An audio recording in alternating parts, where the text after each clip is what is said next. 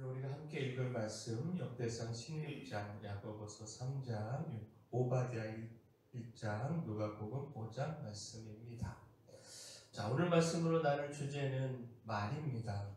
그 말은요, 우리의 마음을 드러내는 창입니다. 따뜻한 말은 사람을 살리고요, 차가운 말은 사람을 죽입니다. 따라서 우리가 입술을 제어하고 주의해서 말에 실수가 없어야 합니다. 야고보서 3장은요, 혀의 힘에 대하여 전하면서 말에 실수가 없도록 주의해야 함을 가르치고 있습니다. 작은 말 한마디가 나타내는 그 파급력과 그 미치는 영향력, 큰 영향력을 기억하면서 그 말을 주의하고 제어해야 한다라는 겁니다. 따라서 말에 실수하지 않을 수 있다면 온전한 사람이다, 이렇게 가르치고 있습니다. 야고보서 3장 2절 말씀 보면, 우리가 다 실수가 많으니 만일 말에 실수가 없는 자라면 곧 온전한 사람이라 능히 온몸도 본래 씌우리라. 자, 말에 실수가 없는 자를 온전한 사람이다 이렇게 말한다라고 하는 것, 그만큼 사람은 말에 있어서 실수가 많고 그 연약함이 말의 실수로 나타난다는 사실을 가르쳐 주는 것이죠. 그 말을 제어하며 실수하지 않는 사람을 찾기가 참 어렵다라는 겁니다. 따라서 우리 입술에서 악하고 독한 말이 나오지 않도록 해야 합니다. 한마디의 위로의 말이 상처 입은 사람을 살릴 수 있고요, 무심한 말 한마디가 평생의 상처를 남깁니다. 그러므로 우리의 말이 실수 없는 말, 은혜를 끼치는 말이 되게 해야 합니다. 힘써 격려와 소망의 말, 위로의 말을 해야 합니다.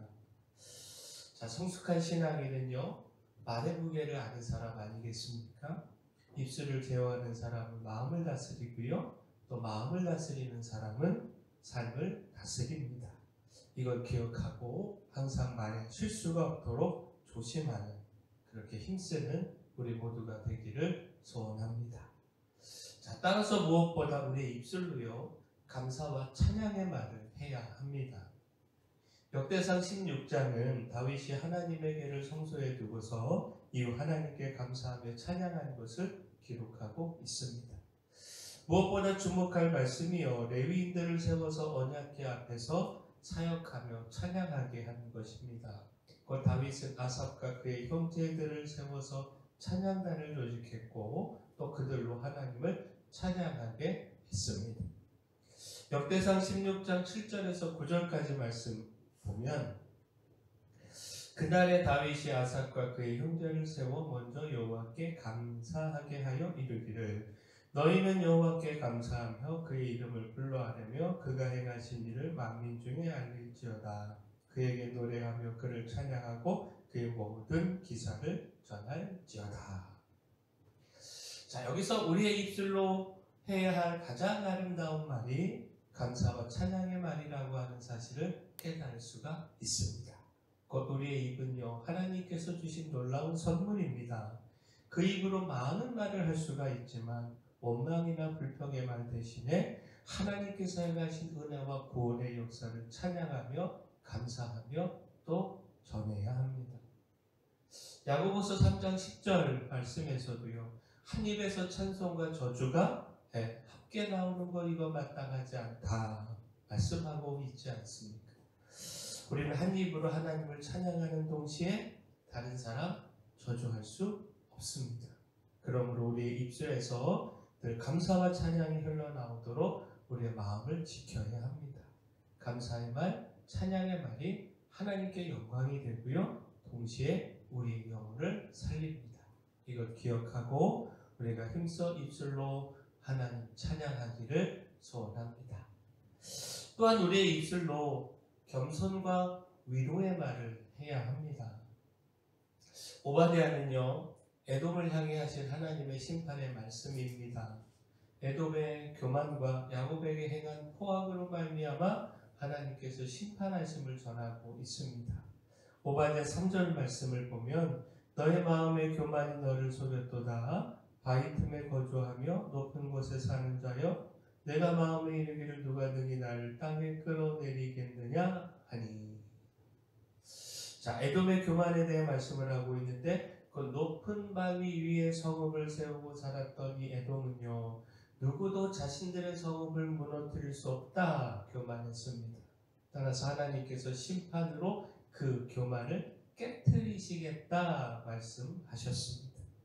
또한 12절 말씀을 보면 내가 형제의 날 곧 그 재앙의 날에 방관할 것이 아니며 유다 자손이 패망하는 날에 기뻐할 것이 아니며 그 고난의 날에 내가 입을 크게 벌릴 것이 아니며.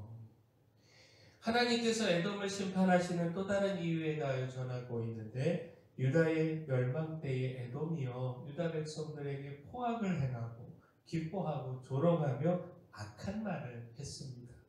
그 고난의 날에 내가 입을 크게 벌릴 것이 아니었다. 이 말씀은요, 에돔이 악한 말로 하나님의 백성을 조롱하고 아픔과 고통에 처하게 했음을 알게 합니다.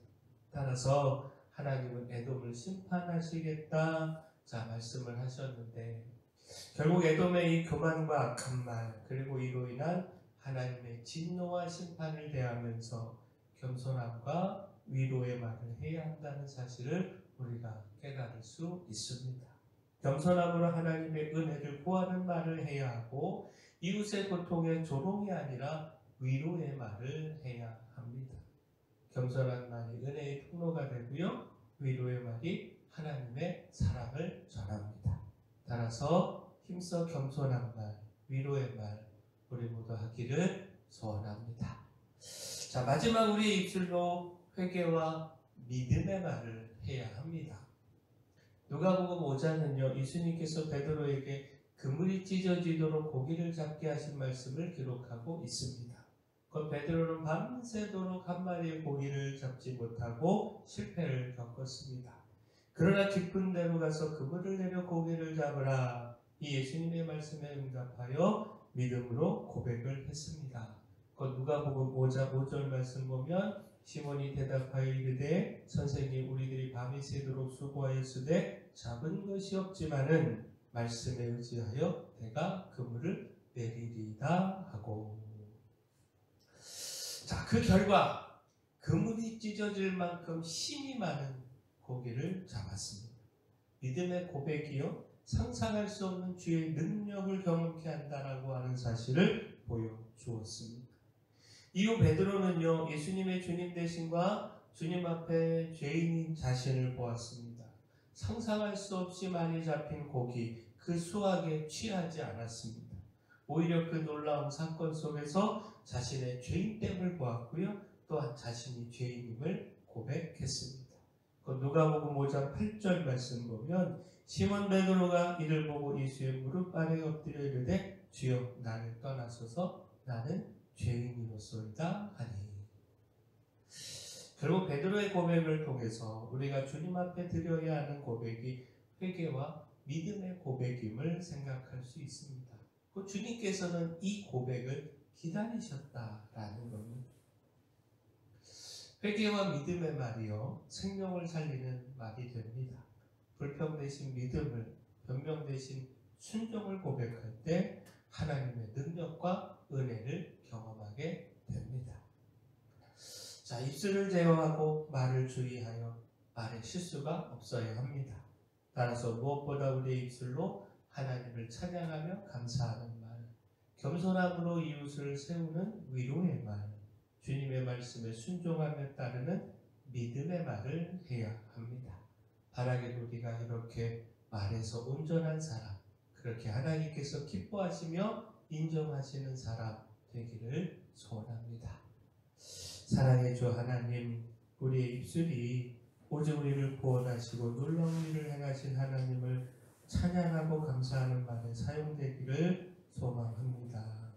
이웃의 아픔에 공감하고요, 더 따뜻한 말로 위로와 격려를 전하게 하시고 또 주님의 말씀과 명령의 부정적 생각을 버리고 믿음의 말로 응답하게 하여 주시옵소서. 교회 내 연약한 모든 분들 주님께서 강력한 손으로 안수하시고 치료하여 주시옵소서. 하나님 수험생들 대학 진학 위하여 기도합니다. 함께하여 주시옵소서. 우리 교회 다음 세대 하나님 지키시고 세우시고 복을 내려 주시옵소서. 저희 교회 주신 사명 이 마음에 비추어 소금으로서의 사명 잘 감당할 수 있도록 힘도 능력도 더하여 주시옵소서. 예수님 이름으로 기도합니다.